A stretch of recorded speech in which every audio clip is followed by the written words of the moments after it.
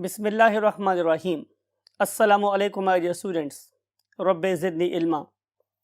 बहुत खूबसूरत दुआ से लेक्चर का आगाज़ करते हैं। कि हमने reproduction and development in hen और इन चिकन स्टार्ट की हुई है। इसका जो सबसे पहला लेक्चर था उसमें हम लोगों ने अंडरस्टैंड किया कि बेसिकली व्हाट इज़ एम्ब्रियोलॉजी। फिर उसके बाद हमने उसमें और गौर करके देखा कि ग्रोथ और डेवलपमेंट में क्या फ़र्क होता है, राइट। और एम्ब्रियोलॉजी में हमने ये देखा था कि बेसिकली एम्ब्रियोलॉजी स्टार्ट कहाँ से होती है। ये स्टार्ट होती है from the formation of the gametes.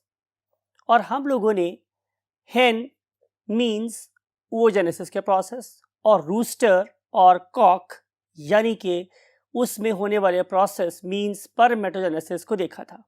आपको ये वाली बात भी याद होगी कि हमने ये बात कही थी कि जहाँ भी वर्ड गोनिया इस्तेमाल होता है वहाँ पे माइटोसिस होती है और नंबर ऑफ क्रोमोसोम्स को 2n रखा जाता है और मियोसिस के लिए एक लार्ज फाउंडेशन प्रोवाइड की जाती है।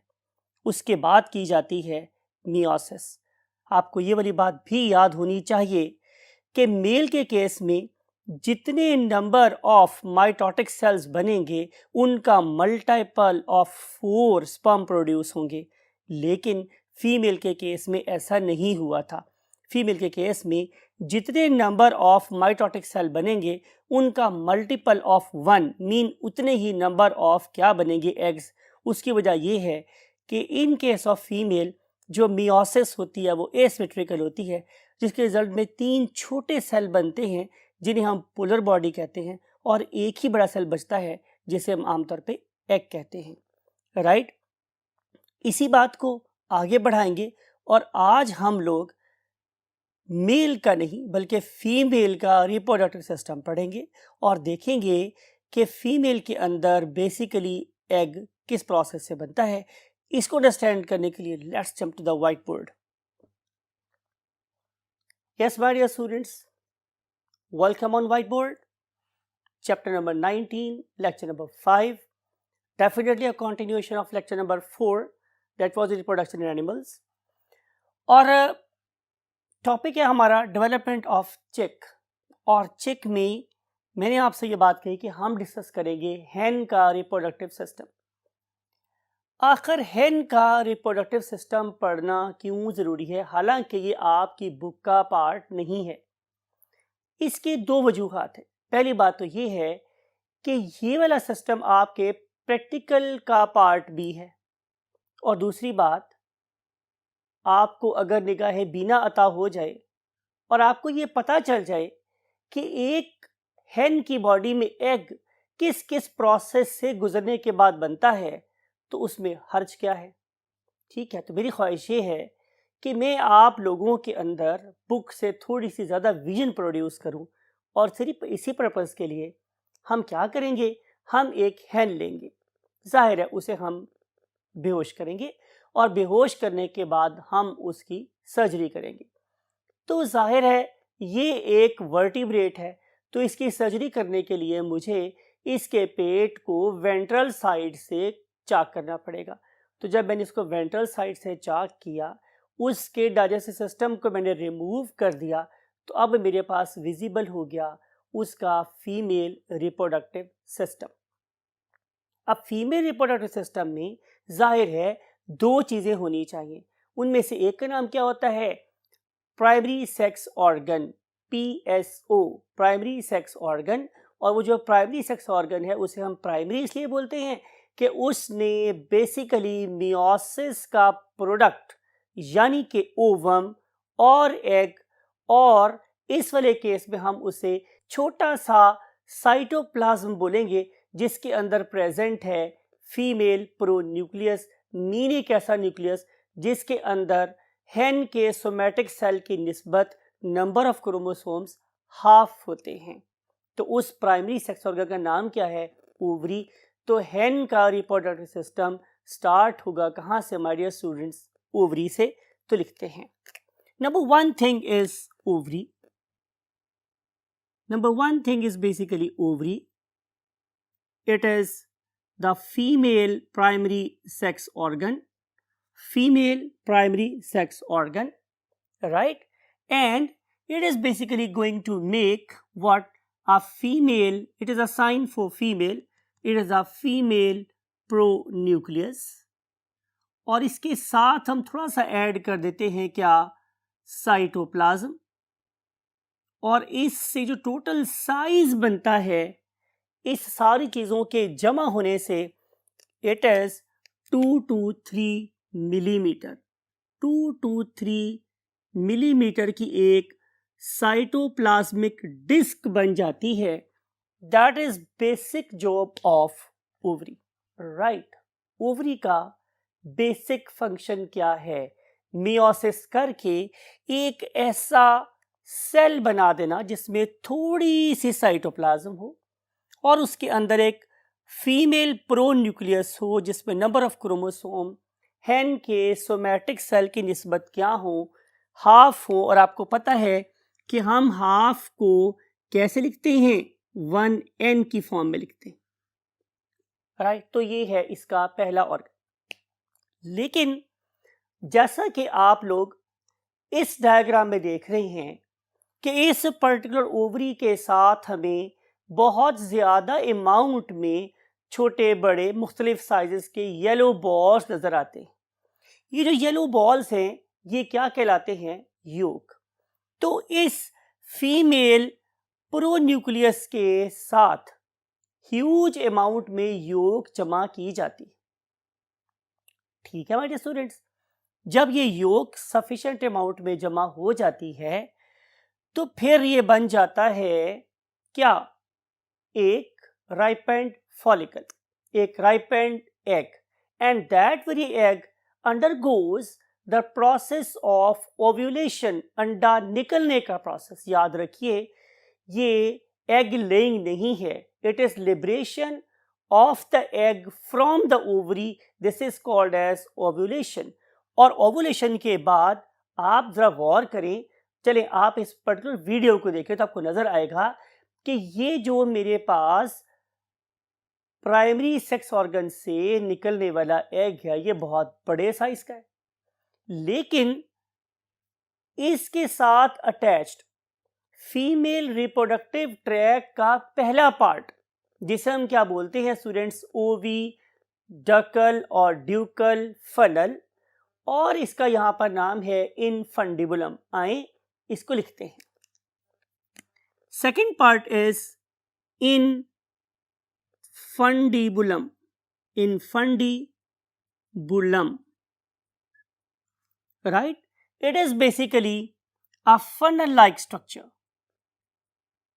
therefore it is also called as oviducal funnel. मैं आपसे बात कर रहा था वीडियो की, इस वीडियो को आप देखें. यहां पे आपको नजर आ रहा है कि आम ऑर्गेनिजम्स की निस्बत ये वाली फनल सिर्फ एग को रिसीव नहीं कर रही, बल्कि look at this, it is a muscular structure and it literally expends over, ये फैल जाती है, अपने मसल्स को रिलैक्स करती है. कौन से मसल्स को, सिगुलर मसल्स को, और literally it is going to suck और engulf what, this particular what, female pronucleus along with a huge amount of yolk. तो इसका काम क्या हो गया, इसका काम ये हो गया कि ये उस पर्टिकुलर एग को जो ओवरी से रिलीज हो गया है उसे ये सक करती है, खींचती है प्रॉपर अपने अंदर, राइट. इस बड़ी सारी योग को खींचने के बाद क्या काम मुकम्मल हो गया, तो आंसर इज नॉट. इसके बाद जो मेरे पास अगला पार्ट किसका, फीमेल रिप्रोडक्टिव ट्रैक का जो अगला पार्ट है उसका नाम है हमारे डियर स्टूडेंट्स मैग्नम. आपने डेफिनेटली मैग्नम खाई तो होगी, राइट. तो हम उसी मैग्नम की बात करें, राइट. उसी नहीं बल्कि इस मैग्नम की बात करें जो फीमेल रिप्रोडक्टिव ट्रैक का पार्ट है. व्हाट इट डज, ये करता क्या है. हमने क्या क्या अब तक बना लिया है, हमने बना लिया है फीमेल प्रो न्यूक्लियस जिसमें नंबर ऑफ क्रोमोसोम 1n था, उसके साथ हमने 2 to 3 मिलीमीटर की एक साइटोप्लाज्म का पीस रखा और ये बन गया मेरे पास एक एग. और उस एग के साथ मैंने अटैच कर दिया था क्या, yellow part, that is basically the yolk. अब इस योक के ऐड होने के बाद और इनफंडिबुलम में सक होने के बाद अगला जो पार्ट है उसका नाम क्या है माय डियर स्टूडेंट्स, मैग्नम। ये कर क्या रहा है, it is going to add the egg white. क्या करेगा स्टूडेंट्स, ये एग वाइट ले करता है, राइट। अगर आप एक अंडे को तोड़ कर देखें तो आपको पता चलेगा कि इसमें बेसिकली दो किस्म का एग वाइट, जिसे हम क्या बोलते हैं, एल्ब्यूमिन। क्या कहते हैं स्टूडेंट्स उसे हम लोग, एल्ब्यूमिन, ये प्रेजेंट होता है, एल्ब्यूमिन, राइट। एक डेंसर एल्ब्यूमिन है जो गाढ़ा होता है और एक लाइटर एल्ब्यूमिन है जो कि एक्वस, काफी ज्यादा पतला अमाउंट में प्रेजेंट होता है। Then it is followed by the next part, and next part is called as isthmus. ये मैंने इतना जोर लगा के आप लोगों के लिए बोला है, इस्थमस, राइट। इनफैक्ट ये अपनी हमारी जो पंजाबी इंग्लिश है उसमें बोल रहा हूं मैं कि आपने थ को भी याद रखें ताकि आपको टीएच याद रहे, अदरवाइज इट इज इस्थमस। हम उसमें बहुत ज्यादा जोर थे पे नहीं लगा रहे होते, तो isthmus is a true pronunciation. So this very isthmus is the next part of female reproductive tract and its function is to develop membranes. Its function is to develop membrane. और आपको पता है कि membrane दो किस्म की हो सकती हैं। एक वो वाली membrane के जो कहाँ प्रेजेंट है, ज़ाहिर है एग के अंदर प्रेजेंट है, उनका काम सिर्फ और सिर्फ एग के कंपोनेंट्स को सेपरेट रखना है। लेकिन इसके अलावा यहाँ पर एम्ब्रियोनिक मेम्ब्रेन्स भी शामिल होती हैं जो एम्ब्रियो के डेवलपमेंट में रोल भी प्ले करती हैं। उन सारी की सारी मेम्ब्रेन्स को ले करना, अपनी अपनी जगह पे अरेंज करना, it is job of this isthmus, right. उसके बाद लास्ट पार्ट आता है माय डियर स्टूडेंट्स इस फीमेल रिप्रोडक्टिव ट्रैक्ट का, और उसको हम लोग नाम देते हैं व्हाट, द यूट्रस। यूट्रस का मतलब आमतौर पे होता है कि इस पर्टिकुलर एरिया में डेवलपमेंट ऑफ द ऑर्गेनिज्म होगी आमतौर पे।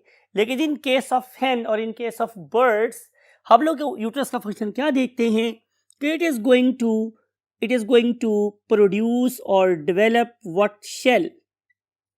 इट प्रोड्यूस और develop shell.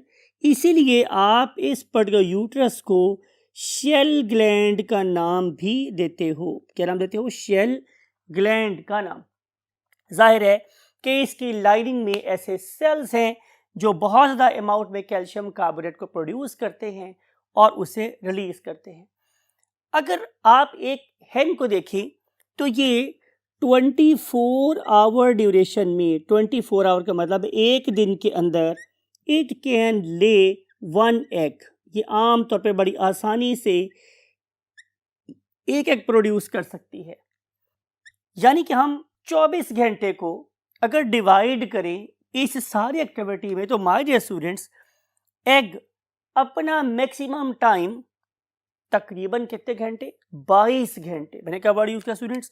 22 hours. 22 hours egg uterus में गुजारता है। इसका मतलब ये होगा कि ये वाले बाकी सारे काम यहां से लेकर यहां तक वाले ये सारे के सारे काम 2 आवर्स में कंप्लीट हो जाते हैं, राइट। तो 22 घंटे एग इस यूट्रस के अंदर गुजारता है, राइट। तो इस लिहाज से 24 घंटे में एक hen एक एग ले कर सकती है। आपको जो बताने वाली बात है वो ये कि डिफरेंट कंट्रीज की जो फूड है वो डिफरेंट है फॉर द एनिमल्स। उसके लिहाज से एग की पिगमेंटेशन क्या करती है? डेवलप होती है। फॉर एग्जाम्पल अगर मैं किसी hen को ज़्यादा अमाउंट में कॉर्न खिलाऊं तो उसमें ज़्यादा अमाउंट तो क्या होगी? ज़ैंथोफिल की, तो उसके अंदर जो योक है वो ज़्यादा येलो होगी। लेकिन अगर मैं किसी ऐसी hen को देखूं कि जिसको मैंने कॉर्न नहीं खिलाई है उसे खाने को कॉर्न या उस जैसी कोई चीज़ नहीं मिले जिसमें ज़ैंथोफिल होगा तो उसकी योक येलो नहीं होगी। तो योक का येलो होना या ज़्यादा गाढ़ा होना या कम गाढ़ा होना उसका उसकी क्वालिटी से कोई लेना देना नहीं होता। योक योक ही होती है। Only difference is lying in the pigmentation. If we calculate the amount of energy that is stored in the yolk तो वो कैसी रहती है? Constant ही रहती है, because के yolk is nothing other than fat. तो फैट में आपने पढ़ रखा है पार्ट 1 में कि फैट में पर ग्राम अमाउंट ऑफ एनर्जी हमेशा कैसी रहती है? कांस्टेंट। तो मैं कहना ये चाह रहा हूँ कि देसी अंडे में और वलैती अंडे में और ज़्यादा जर्दी वाले अंडे में और घट जर्दी वाले अंडे में there is no difference at all, right. आगे चलते हैं। अगली बात मैंने आपसे बतानी है कि आपकी hen जो भी खा रही है उसका इफेक्ट उसके एग पर मैंने बोला होता है, नॉट ओनली उसके इंटरनल कंपोजिशन पे बल्कि एग के शेल पर भी होता है, राइट। बहुत सी ऐसी मुर्गियां होती हैं कि जो वाइट लड़के क्या करती हैं? एग ले करती हैं। बहुत सी मुर्गियां ऐसी होती हैं जो ज़रा से ब्राउन एग्स ले करती हैं और बहुत सी मुर्गियां ऐसी होती हैं जो चितरे मितरे अंडे देती हैं और बहुत सी मुर्गियां ऐसी होती हैं जो ब्लू अंडे देती हैं। इन सारी की सारी चीज़ों के निसार किस बात के ऊपर है? सिर्फ फूड पर है। और हम इसके कलर को चेंज भी कर सकते हैं because you know we have got the art of manipulation. तो अंडे के कलर से बिल्कुल भी अमाउंट और टाइप ऑफ न्यूट्रिशन पे कोई फ़र्क नहीं पड़ता। हाँ, ये बात अलग है कि अगर एक अंडा बड़ा है उसमें अमाउंट ऑफ योक ज़्यादा है तो जाहिर है उसमें अमाउंट ऑफ फैट ज़्यादा होगी, उसमें एनर्जी ज़्यादा होगी। अगर उसमें एल्ब्यूमिन ज़्यादा है तो जाहिर उसमें प्रोटीन कंटेंट ज़्यादा है तो उसे अमाउंट और तो उसे ऑब्टेन होने वाले व्हाट अमाइनो एसिड भी ज़्यादा होंगे। Size does matter, otherwise there is no distinction in between देसी अंडा एंड वलैती अंडा, राइट। अब हम चलते हैं अगले पॉइंट के ऊपर और देखते हैं कि हमारी hen जो बेसिकली एग ले कर रही है उसके क्या क्या कंपोनेंट्स होते हैं। So let's move to the next 1/3 of the board.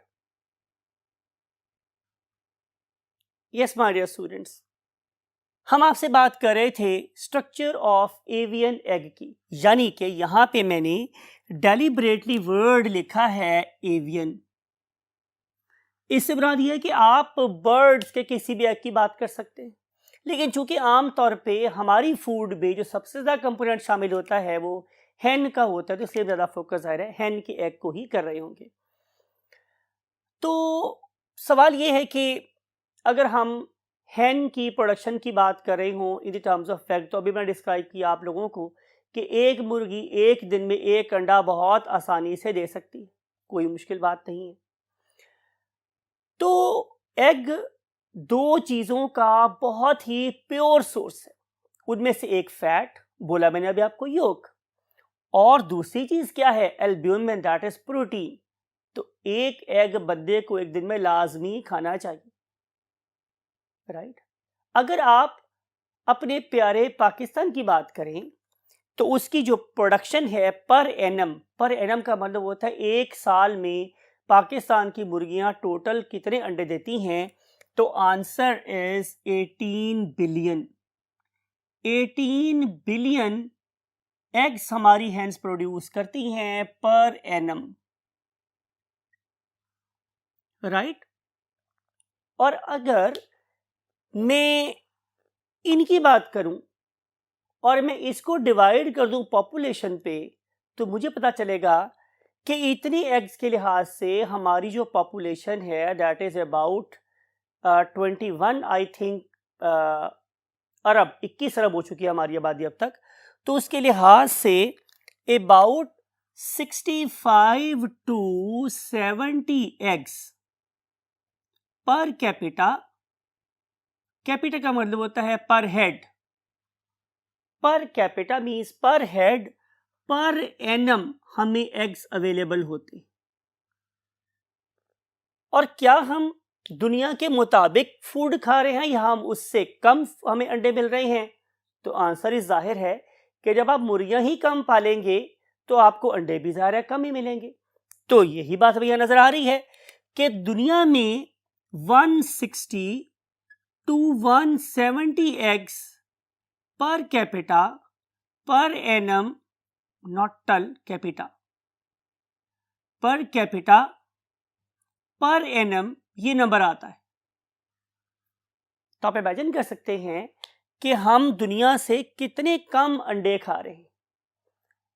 अगर आप चाइना की बात करें तो I was studying an article, तो उसमें लिखा हुआ था कि चाइना 2020 में, मींस ईयर 2020 में, व्हाट इज इट्स टारगेट, इसका टारगेट ये है कि ईयर 2020 में हम 10 बिलियन एग्स प्रोड्यूस करें। कब? पर एनम, एक साल में नहीं, per day, per day, right. मैं हमेशा बोलता हूं, अगर आप अपने मुंह को देखें तो उसका नंबर 1 और काम करने वाले हाथों का नंबर कितना है? 2। जब तक आपके काम करने वाले हाथों की तादाद मुंह से ज्यादा है, कोई बंदा भूखा नहीं मर सकता। हमारे यहां प्रॉब्लम ये है कि हम पॉपुलेशन बढ़ाए जा रहे हैं और उनके अंदर स्किल या काम करने की जो अजमत है वो इनकलकेट नहीं कर रहे। But it is not true with China. China not only अपने मुल्क की डिमांड पूरी कर रहा है, बल्कि वो दुनिया का सबसे बड़ा एग प्रोड्यूसर और एक्सपोर्टर भी है। All the reason is they are doing their jobs honestly, therefore they deserve to rule the world। तो ये है उनकी एम्बिशन और ये है हमारा नंबर। वो एक इंडस्ट्रियल कंट्री है और हम एक एग्रीकल्चरल कंट्री है। शायद हमें थोड़ा सा ख्याल आना चाहिए। बहरहाल हम बात ये कर रहे थे कि अगर हम एक पर्टिकुलर हैन के एग को देखें तो उसके अंदर क्या क्या चीज़ें शामिल होती हैं, ये पढ़ना ज़रूरी है, बिकॉज इसी के ऊपर बेस करती है फर्दर डेवलपमेंट। तो स्टार्ट करेंगे उसी एक छोटे से सेल से जिसे मैंने नाम दिया था female pro nucleus, that is lying somewhere here, right. ये फीमेल प्रो न्यूक्लियस है। चलें इसको रेड ड्रॉ करते हैं बिकॉज कि इसका सोर्स एक फीमेल है, तो रेड ड्रॉ करते हैं। This is a female pronucleus और इस फीमेल प्रोन्यूक्लियस के साइडों पे थोड़ी सी अमाउंट में क्या प्रेजेंट है? साइटोप्लाज्म। एक्चुअली ये क्या है? एग, राइट, जिसने बेसिकली फर्टिलाइज होना है और जिसने अगले एम्ब्रियो की लाइफ की बुनियाद रखनी। फिर इस पर्टिकुलर चीज के नीचे somewhere here something like it, कुछ ड्रॉ करने की कोशिश करते हैं आपको समझाने की कि इसके नीचे ये सारी की सारी चीज something like it, if I could paint it yellow, तो मैं आपको बताऊंगा कि ये सारी की सारी चीज क्या है? योग। लेबल करते हैं आप लोगों के लिए ताकि आपको बातें साथ साथ समझ भी आती है कि this thing is called as yolk. अगर हम इस पर्टिकुलर अंडे को ब्रेक करें, आप इस पर्टिकुलर वीडियो को, एनिमेशन को देखिए, तो हमने इस अंडे को ब्रेक किया, तो ब्रेक करने के बाद मुझे इस पर्टिकुलर पॉइंट पे एक छोटा सा वाइट सा स्पॉट नजर आ रहा है योग के ऊपर। वो जो छोटा सा वाइट सा स्पॉट है उससे मैंने अपनी डायग्राम में रेड स्पॉट और ब्लैक आउटलाइन के साथ ड्रॉ किया है। इस पर्टिकुलर छोटी सी चीज को हम नाम कर देते हैं जर्मिनल डिस्क। ये जर्मिनल डिस्क है। क्यों नाम देते हैं? क्योंकि अगर एग फर्टिलाइज हो गया तो इसी जगह पे जर्मिनेशन स्टार्ट होगी, अदरवाइज ये सिंपल फीमेल प्रोन्यूक्लियस है। इसके नीचे ये योग है और फिर इस पर्टिकुलर योग के बाहर एक मेम्ब्रेन प्रेजेंट है and that particular membrane is called as vitelline membrane। उसको हम ट्रांसपेरेंट वे में तो शो नहीं कर सकते अपने पर्टिकुलर इस बोर्ड पर, लेकिन अगर आप इस पर्टिकुलर योग को देख रहे हैं तो डेफिनेटली आपको ये योग बहुत शाइनी से नजर आ रही है। इसकी शाइन उस ट्रांसपेरेंट मेम्ब्रेन की वजह से है जिससे मैं नाम कर देता हूं वाइटलाइन मेम्ब्रेन। अब अगर आप कभी YouTube पर जाएं और आप इस पर्टिकुलर चीज़ की प्रोनाउंसिएशन देखें, जैसे मैं बोल रहा हूँ, तो बहुत से लोग इसे वाइटलाइन और बहुत से लोग इसे वाइटलाइन और बहुत से लोग इसे विटालिन भी प्रोनाउंस कर रहे होता है। तो ये वेरिएशन एग्जिस्ट करती है प्रोनाउंसिएशन में। So pronunciation matters but up not to that extent. हम उस पर्टिकुलर मेम्ब्रेन की बात कर रहे हैं that is lying somewhere here. I don't think it clear बनेगी, but I am doing my best कि मैं इसके साथ एक लाइन ड्रॉ कर सकूं, something like it, and that very membrane is called as vitelline membrane. बहुत से लोग इससे विटालिन मेम्ब्रेन का नाम भी देते हैं। So it is the covering of yolk। आप क्या करेंगे, आप इस पर्टिकुलर yolk को जरा आंखें खोल खोल के गौर गौर से देखेंगे तो आपको पता चलेगा कि ये yolk यूनिफॉर्मली डिस्ट्रीब्यूटेड नहीं है, बल्कि ये yolk दो तरह की है। उसमें से एक yolk का नाम होता है व्हाइट yolk और एक का नाम होता है येलो yolk। तो yolk की दो किस्में हो गई। One of them is called as white yolk and other one is called as yellow yolk। और ये yolk कॉन्सेंट्रिक लेयर में अरेंज है। कॉन्सेंट्रिक का मतलब है सात जुड़ी जुड़ी लेयर्स में मौजूद। जाहिर है मैं आपको इसे टॉप से दिखा रहा हूं तो ये साइड में मुझे इस तरह से नजर आएंगी। ये समझ लें आप लोग कि जो मैंने ब्लैक लाइंस लगाई हैं वो व्हाइट yolk है और जिसके दरमियान में व्हाइट मटेरियल फिल्ड है that is basically the yellow yolk। तो अगर आप इस पर्टिकुलर yolk को जरा गौर से देखें, आंखें खोल खोल के देखें, तो आपको पता चलेगा कि yolk किस फॉर्म में अरेंज थी, व्हाइट yolk पे और येलो yolk पे। अब व्हाइट yolk का एक एक्सेस होता है, एक स्टॉक होती है, जिसके ऊपर फिर हम कॉन्सेंट्रिक लेयर में क्या करेंगे, व्हाइट yolk को यूज करेंगे to make the concentric layers. उस एक स्टॉक को हम नाम देते हैं इस्थमस ऑफ पेंडर। क्या नाम देते हैं स्टूडेंट्स? ये समझ लें कि यहां से बनना शुरू हुई है और ये ऐसे से घूम रही, तो जिस पर्टिकुलर पॉइंट से ये स्टार्ट हुई उस एक स्टॉक को हम लोग नाम देते हैं isthmus of Pander. Isthmus of what? Pander. और एंड पे जो छोटा सा एक डॉट जिस पे वो खत्म होता है that is called as nucleus of Pander. Right, something आप ये समझ लें कि यहां पे कहीं पे ये खत्म हो रहा है तो यहां पे कहीं जाके हमारे पास बन जाएगा न्यूक्लियस ऑफ पेंडर। इस तरीके से हमारा ये योग का टॉपिक खत्म हुआ।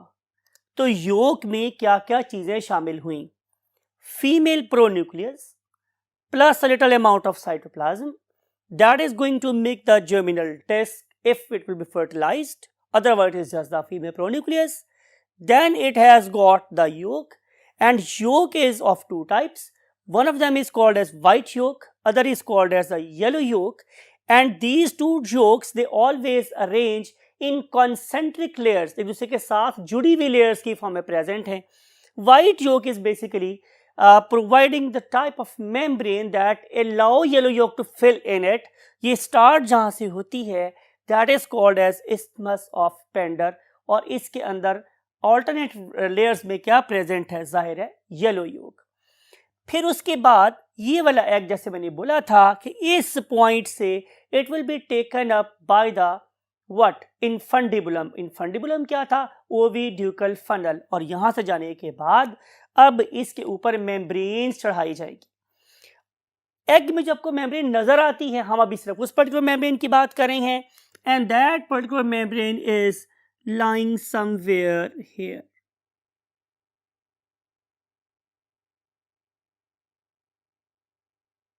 Right, that is lying somewhere here. Right, this particular membrane is basically bearing a cord-like structure, and that very cord-like structure is called as khelza or chalaza, chalaza, chalaza, different again वही बात, आपका pronunciation इसकी मिल जाएंगी. Most important thing are the spell जो आपको आने चाहिए. हर चीज से है तेरी कारीगरी टपकती. तो मेरा सवाल ये है कि नेचर ने आखिर इस शेल्जा को और चलाजा को क्यों बनाया है? तो आंसर इज कि ये एक किस्म की टॉर्शन प्रोवाइड कर रही है. आप अंडे को जिस मर्जी एंगल पे रखें, इस चलाजा का फंक्शन ये है कि ये जर्मिनल डिस्क को हमेशा ऊपर की तरफ रखता है. तो आप देखें कि नेचर ने इस पर्टिकुलर जर्मिनल डिस्क को एक्स्ट्रा प्रेशर से बचाने के लिए एक टॉर्क प्रोवाइडिंग सब्सटेंस यहां प्रोवाइड कर दिया है कि आप अंडे को जिस फॉर्म में मर्जी रखेंगे, ये बॉल घूम के जर्मिनल डिस्क को क्या करेगा? ऊपर ले आएगा. फिर इसके बाद आ जाता है हमारे स्टूडेंट्स के बाद next part that is called as a magnum. आपको पता है कि मैग्नम ने क्या किया था? मैग्नम ने इसके गिर्द जमा कर दिया था क्या? एल्ब्यूमिन. ठीक है, तो यहां से लेके यहां पे यहां तक ये सारे का सारा क्या प्रेजेंट है? Albumin, something like it. That very cavity जो इसके अराउंड सारी प्रेजेंट है, सारी समथिंग हियर ये सारा एरिया, दिस पर्टिकुलर एरिया, जाहिर है मैं इसे किसी पेंट से फिल नहीं कर सकता हूं. तो दिस वेरी एरिया, ये सारे का सारा area, this is filled with albumin. और मैंने आपको बताया था कि एल्ब्यूमिन की दो टाइप्स होती है, एक वाइट एल्ब्यूमिन और thin albumen and dense albumen. फिर उसके बाद एक और ग्लैंड आता है, and that very gland is again a membrane gland, and that is going to wrap another membrane around it. ठीक है, अभी यहाँ पे क्या है? एल्ब्यूमिन. एल्ब्यूमिन के बाहर क्या होगी? एक और मेम्ब्रेन. याद रखने वाली बात ये है कि ये मेम्ब्रेन दो डिफरेंट किस पे पार्ट्स में डिवाइडेड है. अगर आप कभी अंडे को उबालें और आप उसका छिलका उतारने की कोशिश करें, तो आप अगर वही बातें निगाहें बीना रखते हैं, तो आपने कभी गौर किया होगा कि सम टाइम एक मेम्ब्रेन उतर जाती है और एक मेम्ब्रेन अभी उसके ऊपर चिपकी रह जाती. तो ये डबल मेम्ब्रेन है. अगर आप मेरे इस आइडिया से मुत्तफिक नहीं हुए तो आप यूं देख लें कि जब कभी आपकी मामा किचन में अंडे को ब्रेक करें, तो फिर आप लोग उसके उस एंड को देखिएगा कि that is more, you can say broad. Circular end की तरफ की बात नहीं कर रहा हूं मैं, उसके ब्रॉड एंड की तरफ बात कर रहा हूं. तो आपको नजर आएगा कि यहाँ पे करके जो एक मेम्ब्रेन है वो थोड़ी ज्यादा सीधी है, ऐसे समथिंग लाइक इट, और इसके बाहर एक और मेम्ब्रेन प्रेजेंट है, and that is basically lying in this way, इस तरीके से. तो यहां पे एक गैप प्रोड्यूस हो गया. You can see it very easily. यहां से आपको दो मेम्ब्रेन वाले तौर पे नजर आ सकती हैं, and this particular area that is lying somewhere here, it is basically rich in oxygen. ये ऑक्सीजन में रिच है कि अगर डेवलपमेंट स्टार्ट हो तो it should provide the purest and the most early what oxygen for the development, right my dear students. तो ये एक मेम्ब्रेन इसके बाहर क्या करेगी? डबल मेम्ब्रेन चढ़ा देगी. राइट, बात खत्म नहीं हुई. अभी इस सारे प्रोसेस को शुरू हुए 2 घंटे गुजरे हैं. 2 घंटे गुजरने के बाद क्या होगा कि ये वाला एग एल्ब्यूमिन और मेम्ब्रेन के साथ इवेंचुअली कहाँ पहुंच जाएगा? यूट्रस के अंदर. आपको पता है कि यूट्रस क्या चीज़ थी? यूट्रस वो जगह थी फीमेल बॉडी में कि जहां इसने 22 घंटे गुजारने हैं, और 22 घंटे के दौरान में यहाँ पे क्रिस क्रॉस वे में अरेंज होती चली जाएंगी कैल्शियम कार्बोनेट की क्रिस्टल्स. क्रिस क्रॉस वे में अरेंज कैल्शियम कार्बोनेट की क्या? क्रिस्टल्स. और इवेंचुअली यहाँ पे एक काफ़ी मोटा सा क्या बन जाएगा? शेल बन जाएगा. जब एक हेन एग को ले करती है तो उस टाइम पे एग लेदरी और सॉफ्ट होता है. उसमें उस वक्त इसके कैल्शियम कार्बोनेट के शेल में अमाउंट ऑफ वाटर ज्यादा होता है, लेकिन आफ्टर सम टाइम उस पर्टिकुलर शेल में से वाटर इवेपोरेट हो जाता है और कैल्शियम कार्बोनेट के क्रिस्टल्स अपने आप को इतने खूबसूरत आर्किंग वे में अरेंज करती हैं कि हमें एग क्या बहुत खूबसूरत शेप में नजर आता है. तो ये है basically structure of the what hen's egg. दोबारा से एक्सप्लेन करते हैं आप लोगों के लिए ताकि आपको पार्ट्स इसके याद हो जाएं। जब अपेंडिक्स अब हम लोग बाह्य सतह की तरफ मूव करेंगे तो सबसे बाहर हमें नजर आता है इसका कैल्शियम कार्बोनेट का बना हुआ शेल। उसके अंदर हमें नजर आती हैं दो मेम्ब्रेन, उसके अंदर हमें नजर आते हैं दो किस्म के अल्ब्यूमिन, उसके अंदर हमें नजर आती है क्या शेल्जा और chalaza, that's function was to keep germinal disc on the top.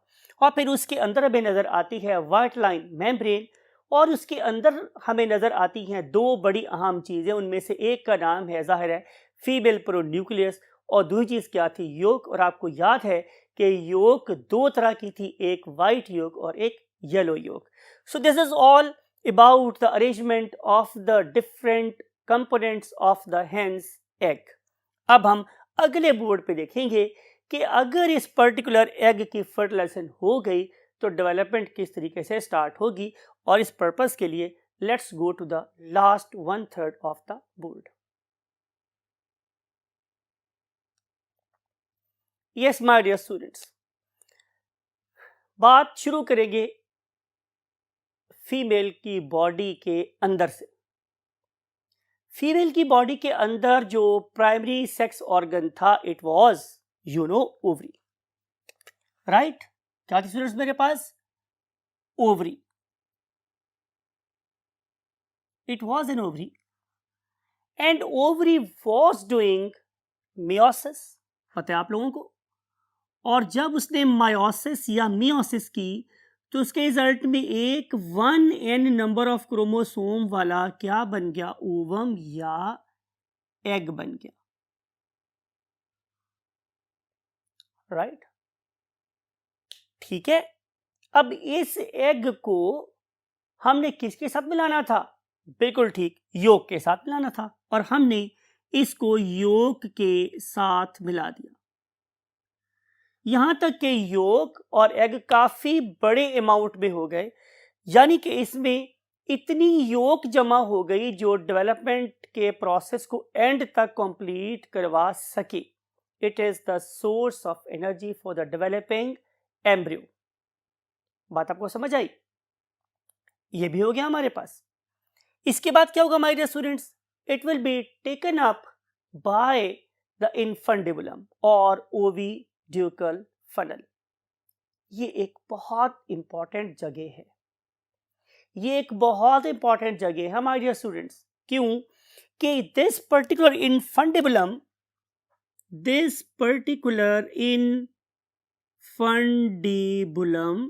और oviducal funnel is basically the area where fertilization can occur. ठीक है, यहां पे क्या हो सकता है? यहां पे fertilization can occur.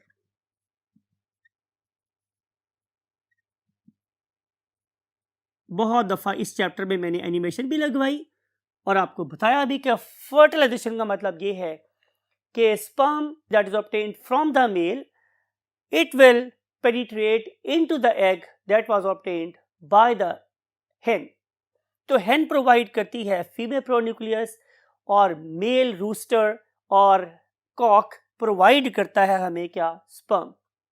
ये वाले स्पर्म इस पर्टिकुलर फीमेल की क्लोएका से चलते हुए वजाइना में जाएंगे और वजाइना में जाने के बाद यूट्रस में पहुंचेंगे, यूट्रस में जाने के बाद इस्थमस में जाएंगे और इस्थमस में जाने के बाद मैग्नम में जाएंगे और इवेंचुअली ये कहाँ पहुंच जाएंगे?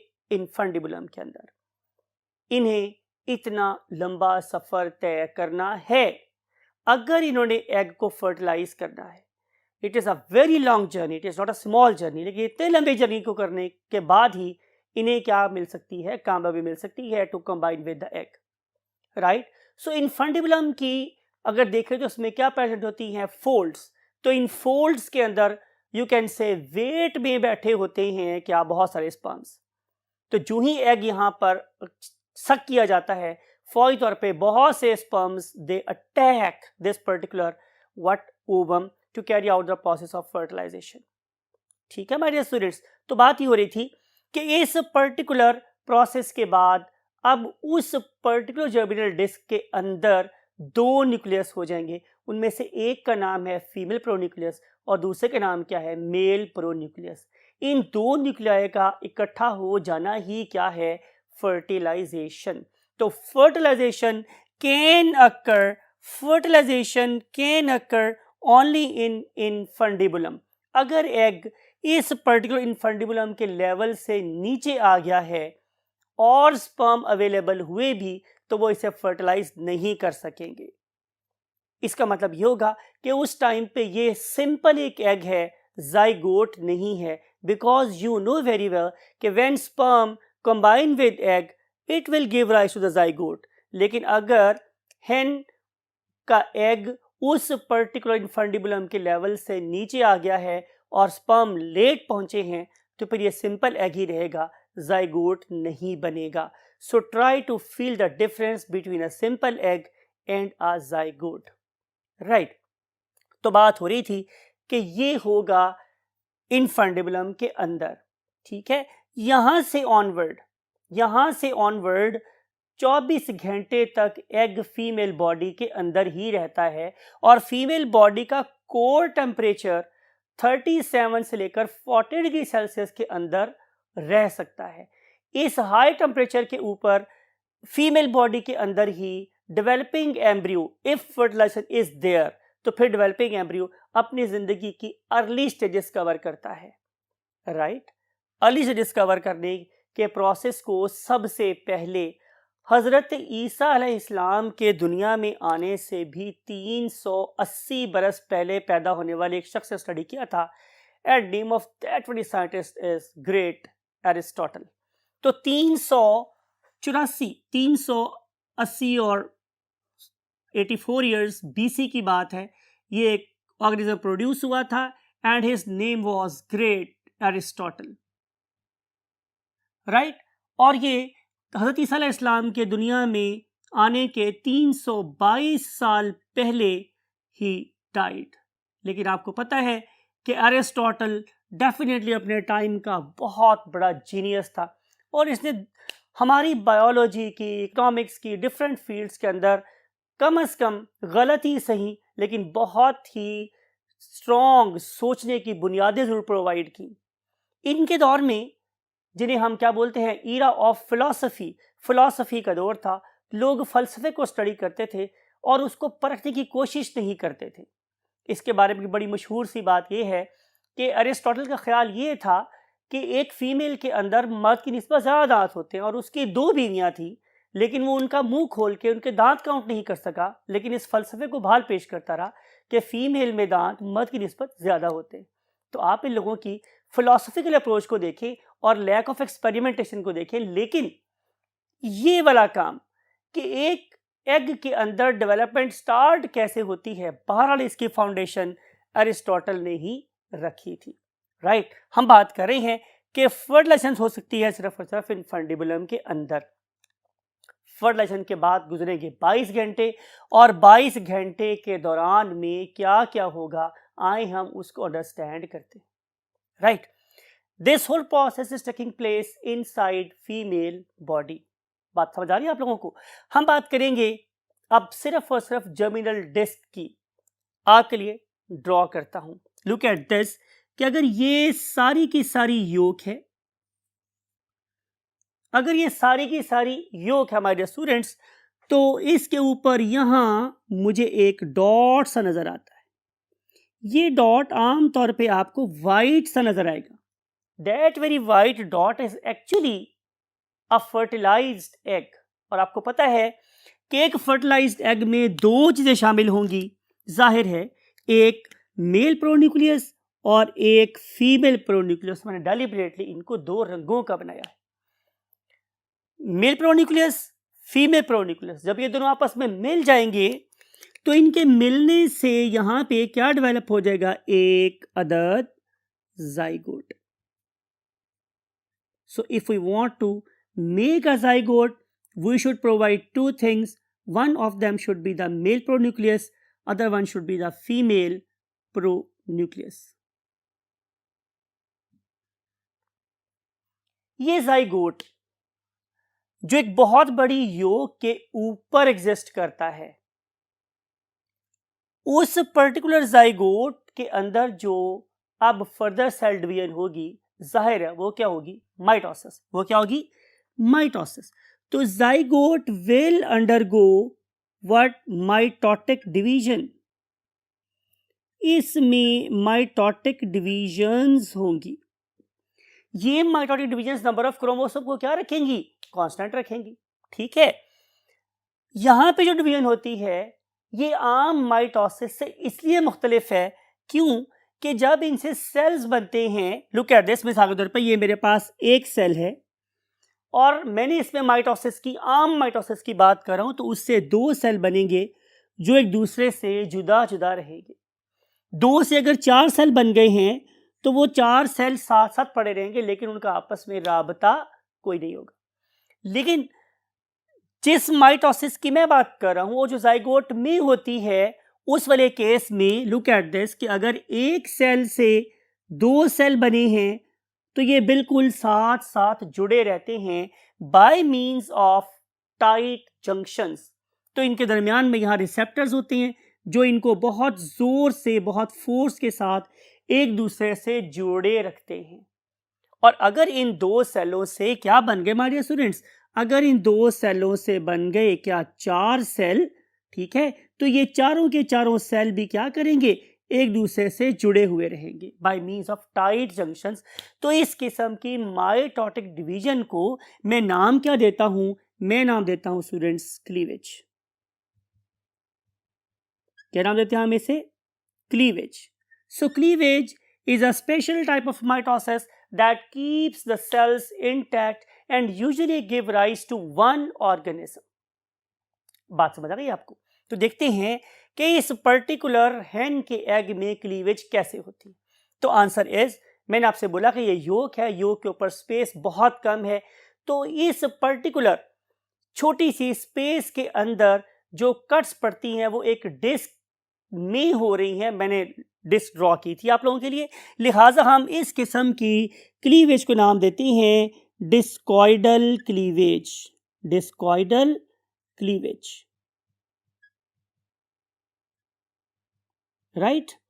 इस पर्टिकुलर डिस्कॉइडल क्लीवेज का जो पहला कट है, इट इज ऑलवेज वर्टिकल। जब मैं बोलता हूं वर्टिकल तो इसका मतलब ये होता है कि ये एनिमल पोल से वेजिटल पोल की तरफ मूव करेगा, राइट। मिसाल के तौर पे अगर मैं सिर्फ इसको फोकस कर रहा हूं, मिसाल के तौर पे बोल रहा हूं, इट इज नॉट ट्रू, मिसाल के तौर पे बोल रहा हूं, मैंने सिर्फ इसको फोकस किया है, तो से कि जाइगोट इस तरफ पड़ा हुआ है और योक इस तरफ पड़ी हुई है, तो फिर ये वाला पोल एनिमल पोल होगा और ये वाला पोल वेजिटल पोल होगा, योक वाला पोल होगा। तो ये वाली कट इस पर्टिकुलर साइड से शुरू होगी और इसको पूरा डिवाइड करेगी इनटू टू व्हाट, पार्ट्स। लेकिन वो कट रहेगा कहां, सिर्फ और सिर्फ इस डिस्क के अंदर। योक में तो कट जाने की सवाल ही नहीं पैदा होता क्योंकि योक बहुत ज्यादा है। तो एक ऐसा एग जिसमें योक बहुत ज्यादा हो उसे हम बोलते हैं megalecithal egg. Megalecithal egg, right. इस मेगालेसिथल एग की भी फर्दर दो टाइप्स होती हैं। अगर इसमें योक यूनिफॉर्म डिस्ट्रीब्यूट हो तो बात और है, भाई योक बहुत ज्यादा है और वो यूनिफॉर्मली फैली हुई है। लेकिन ऐसा भी हो सकता है कि योक बहुत ज्यादा है और वो एक ही जगह पर एक सिरे पे लगी हुई, जैसा कि यहां है, तो हम इसे नाम देते हैं टीलोलेसिथल एग। क्या नाम देते हैं इसे, टीलोलेसिथल एग। तो यहां पे एक मेगालेसिथल टीलोलेसिथल एग प्रोड्यूस होता है जहां पे सिर्फ 2 से 3 सेंटीमीटर का एक छोटा सा डॉट होता है जिसमें सेल डिवीजन्स हो रही होती हैं। और वो वाली सेल डिवीजन जो सिर्फ 2 से 3 सेंटीमीटर डिस्क में हो रही हैं उन्हें हम नाम कर देते हैं डिस्कॉइडल क्लीवेजेस। डिस्कॉइडल क्लीवेज के देखेंगे मेरे पास पहली डिवीजन बनी, that is always vertical. Vertical क्यों कहते हैं आपको बता चुका हूं। तो बन गए मेरे पास दो सेल। इन दो सेल्स में क्या होगा, फिर फर्दर सेल डिवीजन होगी जो जाहिर है पहली सेल डिवीजन के एट राइट एंगल होगी, और उसके रिजल्ट में मेरे पास 4 सेल बन जाएंगे जो आपस में जाहिर है क्या कहलाएंगे, ब्लास्टोमियर्स। क्या कहलाएंगे, ब्लास्टोमियर। मियर का मतलब होता है सेल। ब्लास्टोमियर यानी कि ये ऐसे सेल्स हैं जिन्होंने इवेंचुअली ब्लास्टुला बनाना है, इसलिए मेरे क्या बोलते हैं, ब्लास्टोमियर। तो बात हो रही थी कि ये बन गए मेरे पास 4 blastomere, something like it, but they are lying in the same plane. अब एक ही प्लेन पे रह रहे हैं और योग के ऊपर चिपके हुए हैं, राइट। फिर क्या होगा मेरे स्टूडेंट्स, आपकी बुक ये लिखती है कि फिर इसके अंदर एक थर्ड डिवीजन होगी that is at right angle to first 2 cleavages, और उसके रिजल्ट में क्या होगा कि कट कुछ ऐसे पास होगा, ऐसे, और उसके रिजल्ट में क्या प्रोड्यूस हो जाएंगे, मेरे पास 8 सेल प्रोड्यूस हो जाएंगे, 4 ऊपर छोटे और 4 नीचे बड़े सेल प्रोड्यूस हो जाएंगे, ठीक है। उसके बाद यहाँ पे एक और डिवीजन प्रोड्यूस हो जाएगी और यहाँ पे एक 16 सेल का ऑर्गेनिज्म प्रोड्यूस हो जाएगा। डिवीजन लिखते हैं आप लोगों के लिए। पहले मेरे पास एक सेल था, उसमें डिवीजन हुई, उससे 2 सेल प्रोड्यूस हुए, फिर उसमें डिवीजन हुई, उससे मेरे पास 4 सेल प्रोड्यूस हुए, और 4 में डिवीजन हुई तो मेरे पास 8 सेल्स प्रोड्यूस हो गए, और 8 से मेरे पास 16 सेल स्टेज बन गई। ये जो 16 सेल स्टेज है, अगर मैं इसकी शक्ल देखूं तो ये मोरस जैसी है। What is meant by Morris? Morris basically mulberry को बोलते हैं। अगर आप शहतूत के फल को देखें तो आपको नजर आएगा कि उसके ऊपर भी उभार उभार उभार उभार से हैं, तो उसी शक्ल से रिजेंबल करता हुआ ये एक सॉलिड बॉल होता है 16 सेल्स का। मैंने वर्ड यूज किया है, सॉलिड बॉल होता है 16 सेल्स का। इसीलिए हम इस mulberry like stage of development को नाम देते हैं मोरूला। क्या नाम देते हैं हमारे स्टूडेंट्स? मोरूला। और जिस प्रोसेस से गुजर के, मीन क्लीवेज के प्रोसेस से गुजरने के बाद ये यहाँ पहुंचा है, that all changes are called as what? Morulation. Morulation, right my dear students. अब तक हमने एक सॉलिड मैस बनाया है 16 सेल्स का, जिसके अंदर किसी किस्म की कोई कैविटी नहीं है। और अगर मैं आपको इसका साइड व्यू दिखाऊं तो इसी को मॉडिफाई करके दिखाता हूं आप लोगों को क्या हो रहा है यहाँ पे, कि ये थी सारी की सारी मेरे पास योग, समझ लें ये योग थी, और अब यहाँ पर ये 16 सेल्स समझ लें यहाँ पे इकट्ठे पड़े हुए हैं, समथिंग लाइक इट। तो ये जो स्ट्रक्चर यहाँ बन गया है जिसके दरम्यान में कोई स्पेस नहीं है और ये सॉलिड बॉल ऑफ सेल है, this is basically called as morula. So morula is lying at the top of yolk. बात को यहाँ पे रुकते हैं कि मोरूला कैसे बना। कल आपसे लेक्चर में हम बात करेंगे कि मोरूला फर्दर किस किस स्टेज से गुजर के इवेंचुअली चेक की फॉर्म में कन्वर्ट होता है। Till that time take very good care of yourself and your great parents. हमेशा आपसे कहता हूँ अपनी समातों को, अपनी आँखों को, अपने दिमागों को खोल कर बैठा करें। ये प्रोसेस दिखने में मुश्किल है, अगर आपको समझ आना शुरू हो जाए तो perhaps it is one of the easiest topics in your book. लेकिन एग्जामिनेशन पॉइंट ऑफ व्यू से ये बहुत इंपॉर्टेंट टॉपिक है। लॉन्ग क्वेश्चन भी इसमें से आ सकता है, शॉर्ट क्वेश्चन भी हम आपसे पूछ सकते हैं, और ज़ाहिर एमसीक्यू तो इसमें से बहुत ज़्यादा बन सकते हैं। So keep all these things in your mind and try to achieve your target. I want बिस्मिल्लाहिर्रहमानिर्रहीम। अस्सलामु अलैकुम माय डियर स्टूडेंट्स। रब्बे ज़िदनी इल्मा। इस खूबसूरत दुआ के साथ लेक्चर का आगाज़ करते हैं और आपको कल की कुछ बातें याद करवाते हैं। आपको याद होगा कि हमने बात को मोरूला स्टेज पे छोड़ा था, राइट। इन सारी बातों को एक क्विक सा रीकैप लेंगे आज हम, ताकि हम आज की बात को कल की बात से जोड़ सकते हों और हमारे यहाँ जो एक शायद कॉन्सेप्चुअल गैप है वो पैदा ना हो। तो इसको स्टडी करने के लिए let's move to the white board. Yes my dear students, कल आपको याद होगा कि हमने बोर्ड पे लिखा था चैप्टर नंबर 19 लेक्चर नंबर 5, वो उसका पहला पार्ट था मीन 5A। आज हम अभी जो डिस्कस करने वाले हैं वो है 5B, आपको लिखा नजर आ रहा होगा। मैंने डेलिबरेटली इनके स्टेजेस को एक ही लेक्चर में रखने की बजाय छोटे छोटे चंक्स में डिवाइड कर दिया है, छोटे छोटे पीसेस में डिवाइड कर दिया है, ताकि आपके लिए बात को समझना बहुत ज़्यादा आसान हो जाए। और डेफिनेटली आप लोगों के पास एनिमेशंस की ज़रूरत भी हासिल है, जिसकी वजह से जाहिर है आपकी विजन और ज़्यादा क्या हो जाएगी, बेहतर हो जाएगी। तो आइए हम बात को शुरू करते हैं। डेवलपमेंट ऑफ चिक और डेवलपमेंट इन चिक एक ही बात है। You know we have to have two organisms because we are studying sexual reproduction in, you can say, birds. तो we have to have a cock and we have to have a hen. और जो Kock है उसे हम rooster भी बोलते हैं। You know कि ये एक मेल ऑर्गेनिज्म है, तो definitely it will have nothing other than the primary sex organs known as testis. और इन टेस्टिस के अंदर क्या होती है, सबसे पहले माइटोसिस, याद होगा आप लोगों को। और जिन सेल्स में माइटोसिस होती थी मैंने आपको बताया था कि उनको पहचानने का तरीका ये है कि उनके नीचे गोनिया लिखा होता है, यानी कि हम स्पर्मेटोगोनिया की बात कर रहे हैं। फिर उसके बाद इन स्पर्मेटोगोनिया में क्या हुई थी, मायोसिस। और as a result of meiosis, या बहुत से लोग इसे मियोसिस भी बोलते हैं, whatever you want to pronounce, meiosis, तो यहाँ पे प्रोड्यूस हो जाते हैं क्या, स्पर्मेटोसाइट्स, और they will give rise to the active sperms, right. और अगर इसके हम पैरेलल पार्टनर की बात करें, मीन्स hen की, तो that is basically provided with ovary. That is provided with what? Ovary or ovaries rather.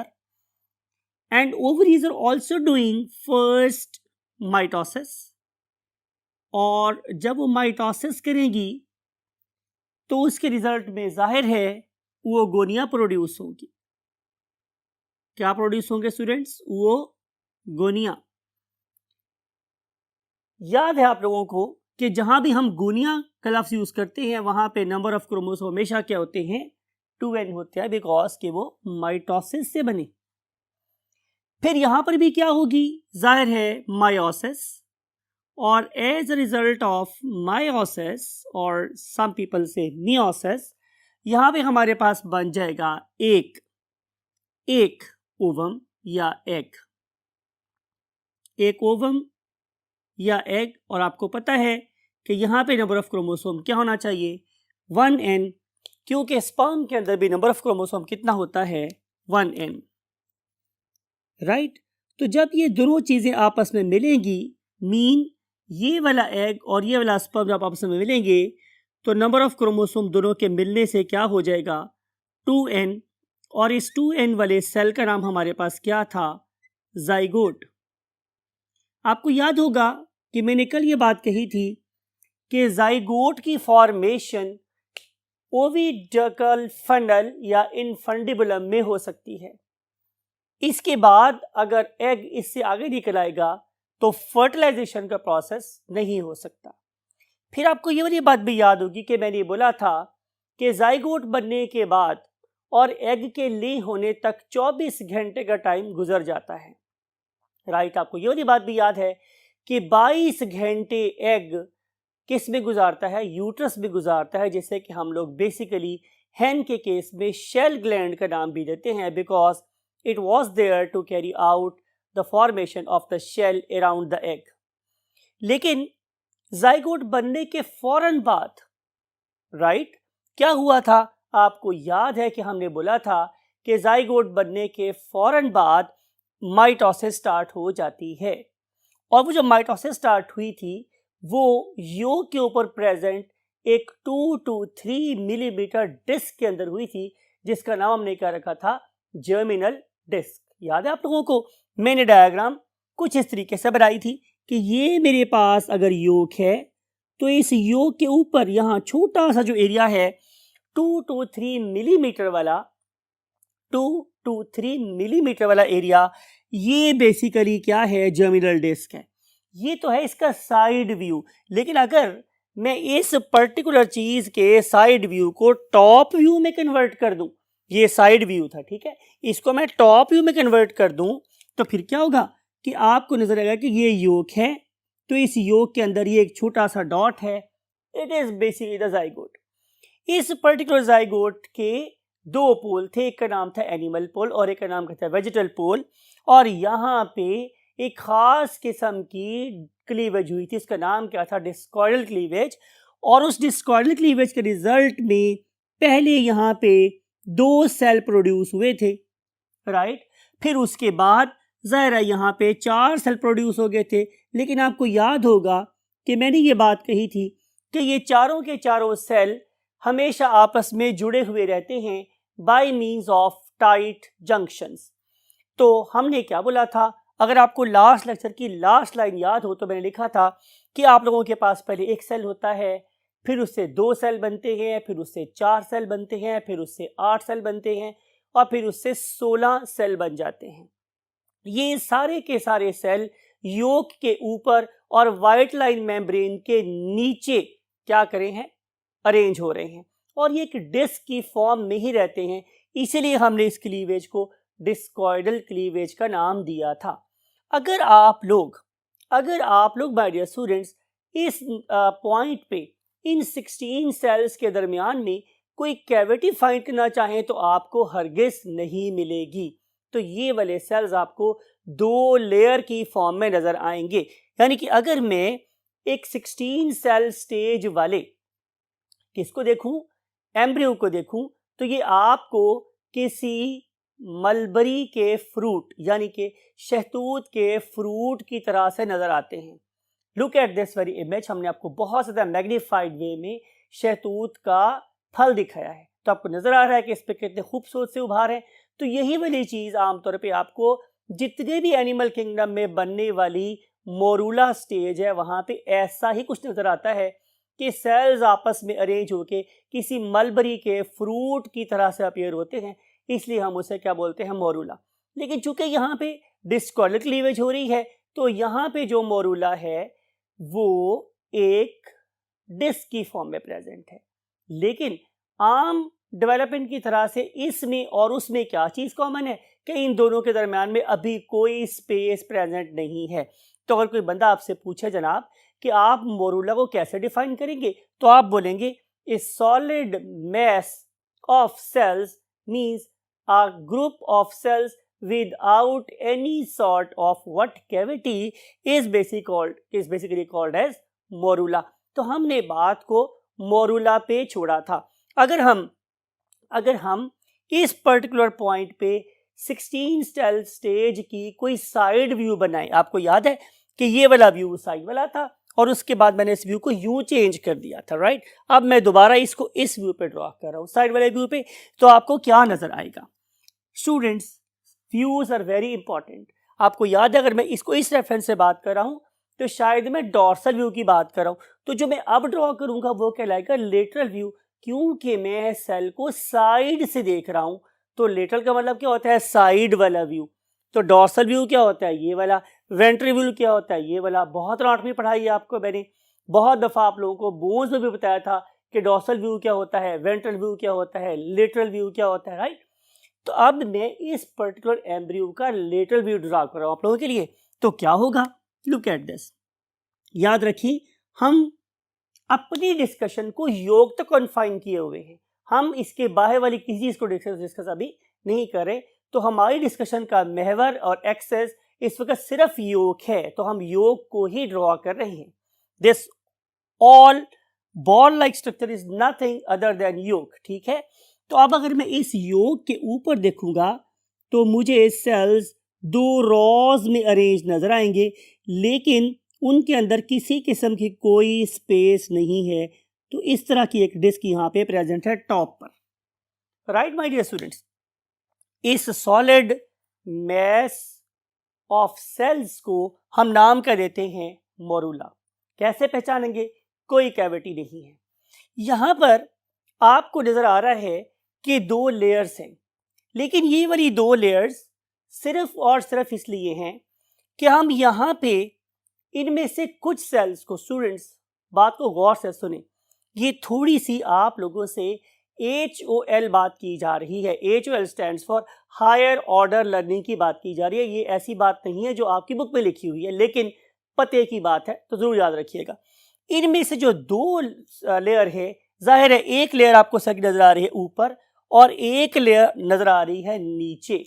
तो क्या होगा, इनमें से कुछ cells they will carry out the process of suicidal death, ठीक है, बिकॉज कि उनका जो काम है वो सिर्फ और सिर्फ ये है कि ये साइडों से एल्ब्यूमिन को पकड़े, उसे एब्जॉर्ब करे और उसे अपने और योग के दरमियान में बिछा दे। बात समझ आ रही है आप लोगों को? फर्ज कर लेते हैं कि मैंने एल्ब्यूमिन को रेड से शो किया हुआ है, फर्ज कर लेते हैं। तो क्या होगा कि ये वाले सेल्स एल्ब्यूमिन को यहाँ से पकड़ेंगे और ये सारी क्या थी, योग, तो ये तो ये एल्ब्यूमिन को अपने और योग के दरमियान में जमा कर देंगे। ड्यू टू दिस एक्टिविटी ये जो मेरे पास एक जर्मिनल लेयर या जर्मिनल डिस्क थी वो योग से थोड़ी सी ऊपर उठ जाएगी। तो वो वाले सेल्स जिन्होंने ये वाला काम करना था, जब वो ये वाला काम कर चुकेंगे तो उनकी क्या हो जाएगी, death, except few peripheral areas के। आइए ऐसा करते हैं कि इसका दोबारा से एक डॉर्सल व्यू ड्रॉ करते हैं, राइट।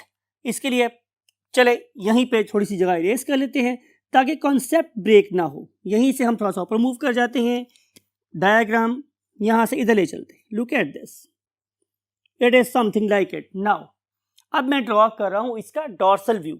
अब आप देखेंगे कि आपको इस पर्टिकुलर डिस्क में बाहर कौन से नजर आ रहे हैं, डार्क वाले। और अगर मेरे पास किसी लाइट कलर का मार्कर होता तो मैं यहाँ पे एक बहुत ही लाइट सा फेंट सा कलर ड्रॉ करता, यहाँ पे करके। चले कोशिश की है मैंने, शायद आपको नज़र आ रहा हो कि यहाँ पे एक हल्का सा क्या है, ब्लू कलर रह गया है और बाकी एरिया क्या हो गया, थोड़ा साफ हो गया। तो दरमियान की सेल्स एक लेयर पे मुश्तमिल रह गई हैं। नीचे वाली जो लेयर थी उसका काम ये था कि वह एल्ब्यूमिन को अपने नीचे इकट्ठा करें और जर्मिनल डिस्क को योग से ऊपर उठा दें। When they have done this particular job, तो दरमियान वाले सेल्स में क्या हो गई, डेथ। लेकिन जो साइड वाले सेल हैं वो अभी भी क्या है, प्रेजेंट हैं। तो साइड पे 2 सेल लेयर है और बिल्कुल सेंटर में सिंगल सेल लेयर रह गई है, क्या, हमारी जर्मिनल डिस्क। और अब ये वाली जर्मिनल डिस्क किस तरीके से ब्लास्टुला में और गैस्ट्रुला में कन्वर्ट होती है, इसको अंडरस्टैंड करने के लिए let's move to the next 1/3 of the board. Yes my dear students, हम डेवलपमेंट की अगली स्टेज को पढ़ने वाले हैं and that very stage is called as blastulation. तो बात को छोड़ा था योग से, तो आइए योग को ही ड्रॉ करते हैं। Look at this. अब हम थोड़ा सा योग को बड़ा ड्रॉ करें ताकि आपके लिए कॉन्सेप्चुअल क्या हो, एनहांसमेंट हो जाए। हम ड्रॉ कर रहे हैं इस पर्टिकुलर ऑर्गेनिज्म का लेटरल व्यू। लेटरल व्यू कौन सा होता है, साइड वाला व्यू। आपको नजर आ रही है कि यहाँ पे और यहाँ पे जो सेल्स हैं वो क्या हैं, ज्यादा हैं, और यहाँ पे जो सेल्स हैं उसकी सिर्फ और सिर्फ एक लेयर बाकी बच गई है। और इसके नीचे यहाँ पे जमा हो गया है एल्ब्यूमिन समवेयर हियर, और इस एल्ब्यूमिन के जमा हो जाने की वजह से जो बिल्कुल सेंटर वाला जोन है वो हो गया है एलिवेट। लेकिन ये जो बाकी सारा एरिया है, ये वाला ये this is it is still intact with the yolk. ये भी योक से क्या है, अटैच है। यहाँ पे क्या होगा कि जो हमारे दरमियान वाले सेल हैं they will begin to replicate at a faster rate. तो जब वो फास्टर रेट पे रेप्लिकेट करेंगे तो दरमियान में भी नंबर ऑफ सेल्स बढ़ जाएंगे, किसी तरह से साइडों की तरह से। लेकिन याद रखने वाली बात यह है कि साइडों वाले सेल योग से जुड़े हुए हैं, दरमियान वाले सेल yolk से उठे हुए हैं due to presence of albumin beneath that germinal disc. अब क्या करेंगे, अगली डायग्राम बना के देखते हैं। Look at this.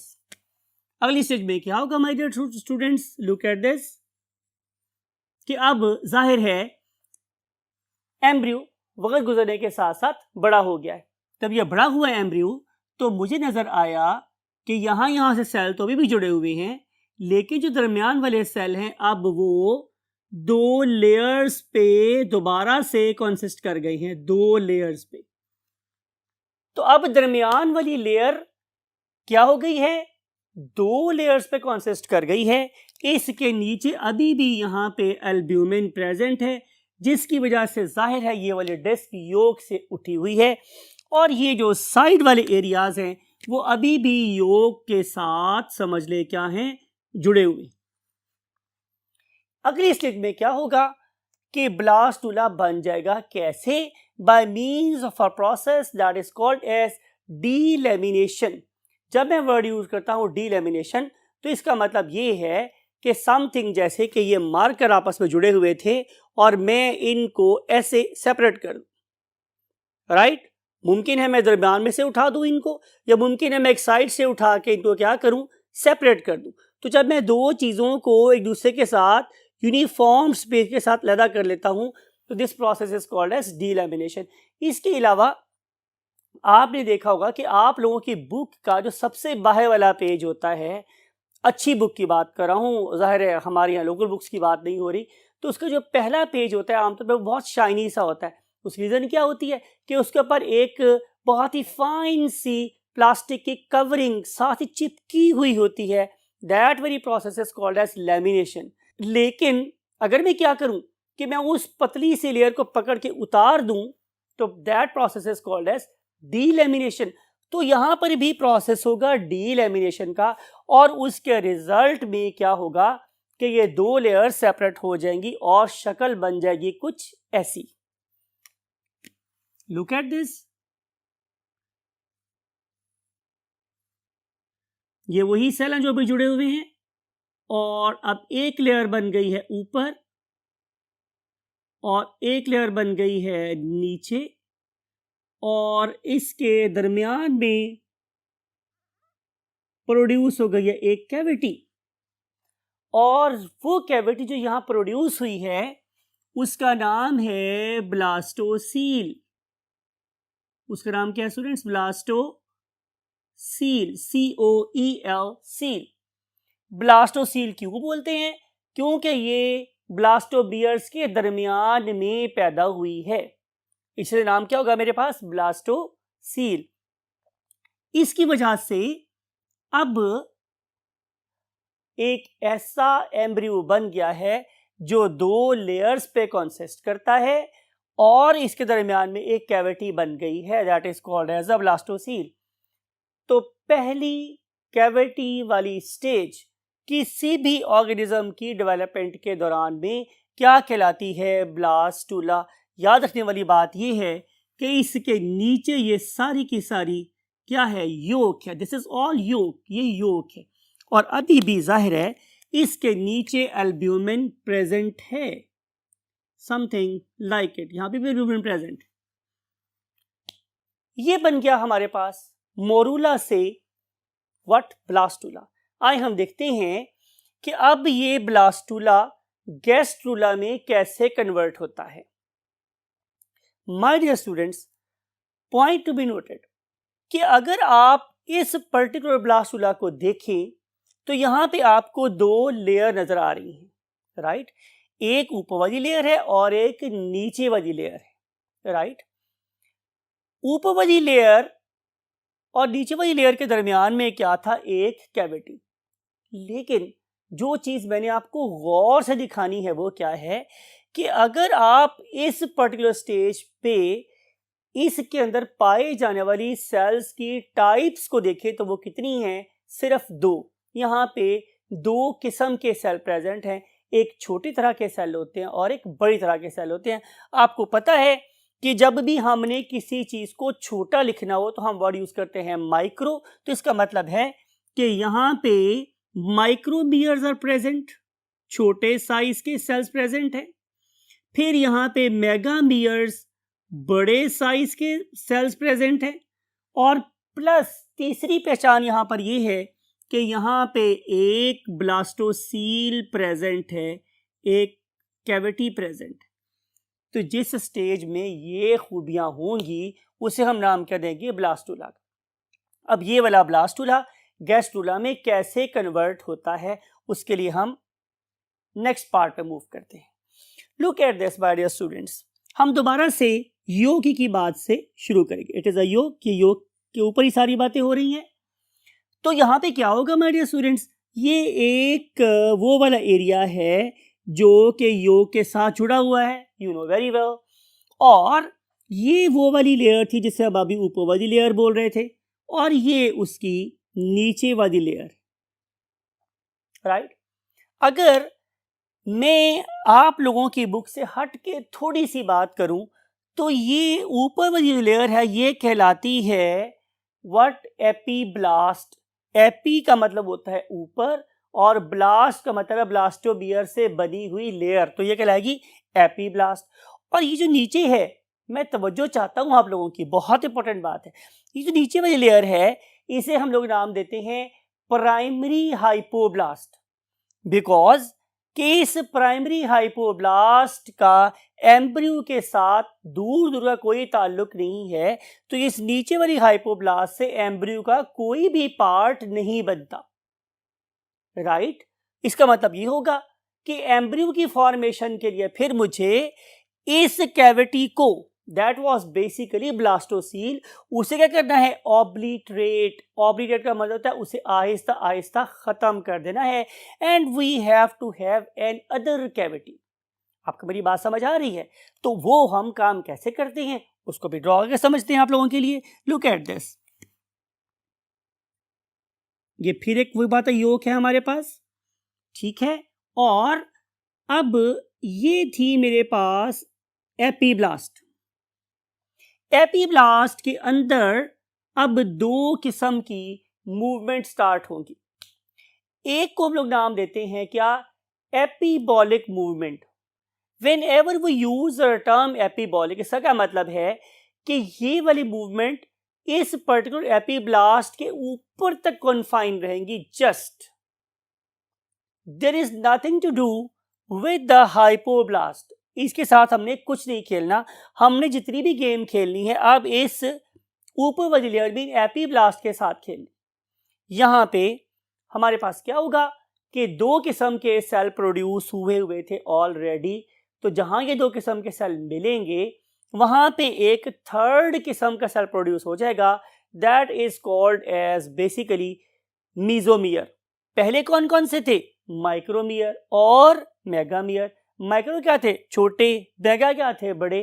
तो इनके दरमियान में करके एक और टाइप का सेल प्रोड्यूस होगा, उसका नाम क्या होगा, मीजोमियर। ठीक है हमारे स्टूडेंट्स। अब मीजोमियर और माइक्रोमियर वो क्या करेंगे कि वो एपीबॉलिक मूवमेंट के रिजल्ट में सिर्फ और सिर्फ ऊपर वाली लेयर तक ही महदूद रहेंगे। लेकिन लुक एट दिस, क्या होगा कि यहां पे इस पर्टिकुलर योग में एक कर्व सा प्रोड्यूस होगा ऐसा। ये वो एरिया जो भी जुड़ा हुआ है, ये वाला एरिया भी अभी जुड़ा हुआ है।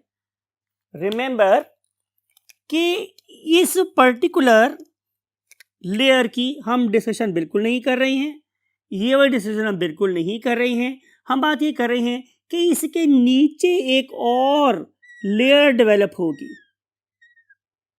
ये लेयर किसकी बनी है, ये कहलाती है सेकेंडरी हाइपोब्लास्ट। और ये जो सेकेंडरी हाइपोब्लास्ट है ये बेसिकली मेगामियर्स की बनी हुई है। और ये जो मेरे पास अब एपीब्लास्ट है ये दो किस्म के सेल्स के मिलने से बनी हुई है। और आए इन चीजों को हम यहाँ पे लिखते हैं कि अगर मैं इसकी एपीब्लास्ट की बात करूं, एपीब्लास्ट की बात करूं तो इसमें दो किस्म के सेल हैं। नंबर 1 माइक्रोमियर्स, माइक्रोमियर्स, ठीक है। और दूसरी किस्म के सेल्स कौन से हैं, मीजोमियर्स, मीजोमियर्स। लेकिन अगर मैं बात करूं किस चीज की, इस लेयर की, let's draw it with some other colour. अब मैं इसकी बात कर रहा हूं, it is black, now it is black and this particular black layer is secondary hypoblast, it has replaced primary hypoblast. Primary hypoblast की कोई जरूरत नहीं है, ये खत्म हो गई। तो इसकी वजह से जो पुरानी कैविटी थी वो ऑब्लिटरेट हो गई और उसकी जगह पे एक नई कैविटी बन गई।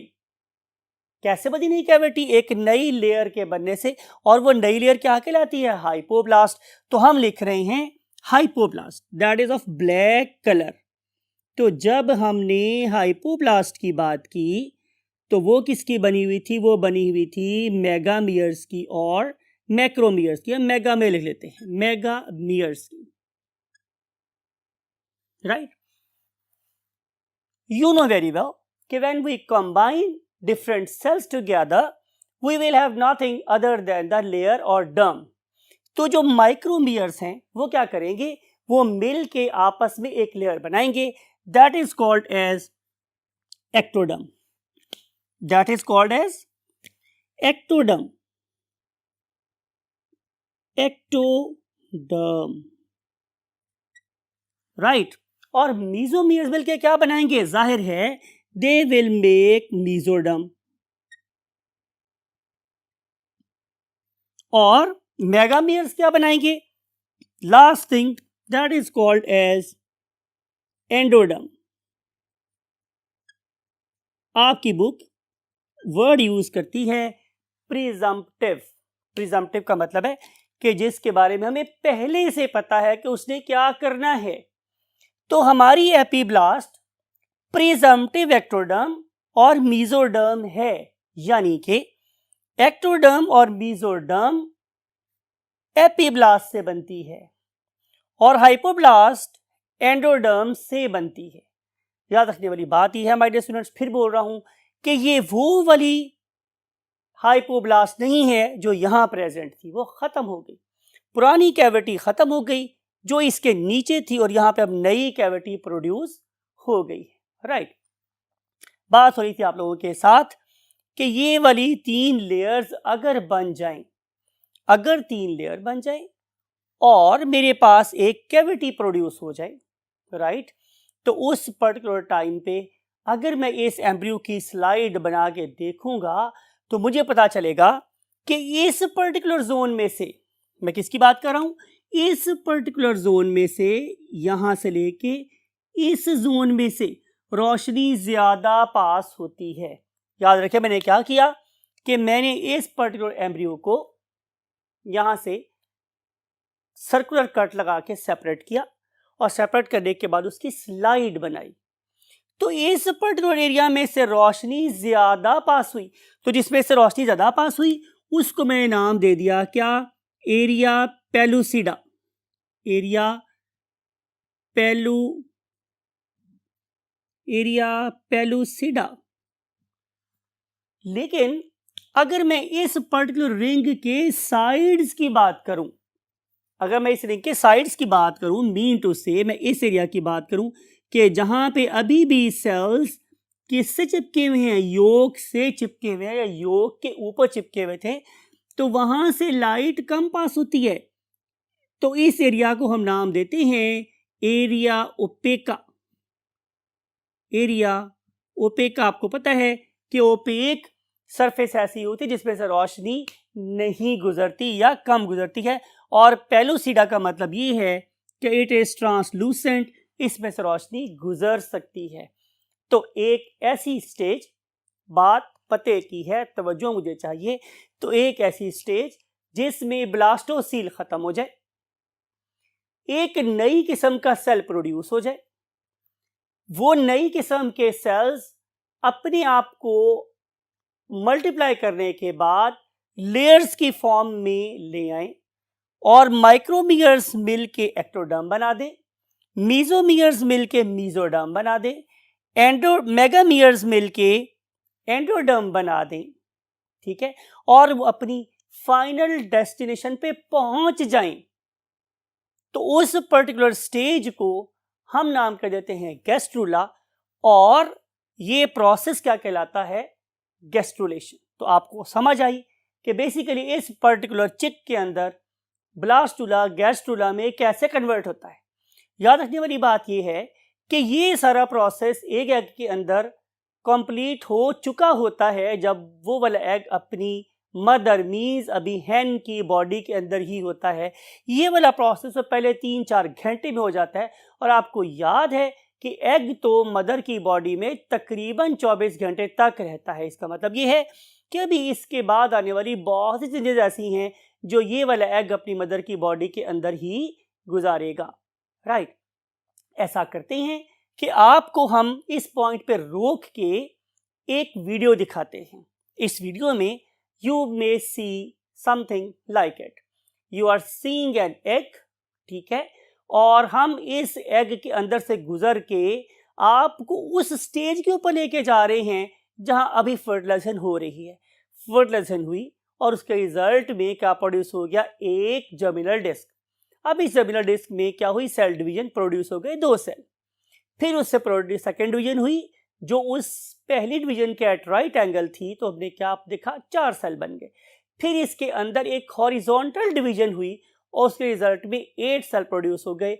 और फिर इसमें एक और डिवीजन हुई तो मेरे पास 16 सेल्स का एक सॉलिड बॉल बन गया। आपको याद है उस सॉलिड बॉल का नाम क्या था?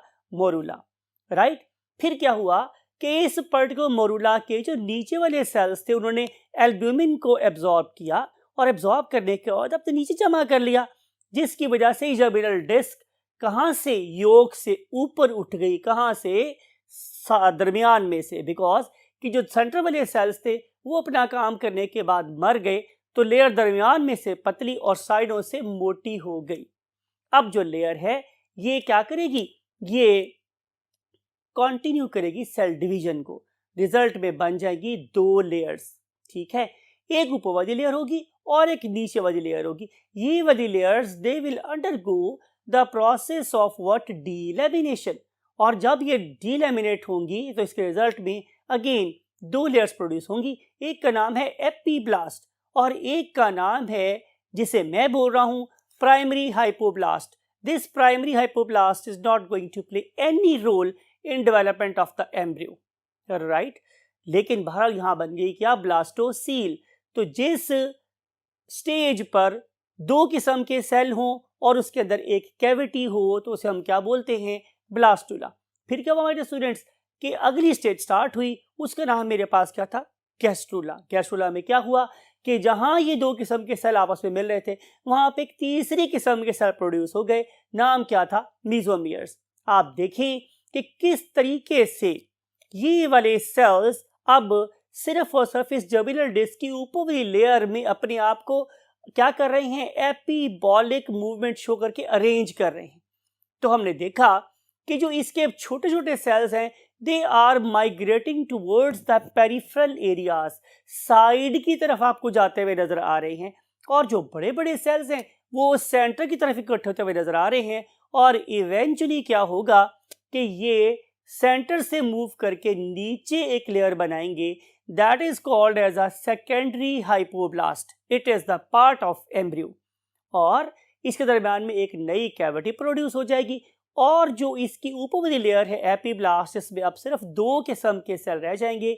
आपको याद है कि एपीब्लास्ट में एक प्रिजम्पटिव एक्टोडर्मल सेल्स थे और एक प्रिजम्पटिव मेसोडर्मल सेल प्रेजेंट थे। और जो लेयर नीचे बनी वो थी बेसिकली प्रिजम्पटिव व्हाट? एंडोडर्म।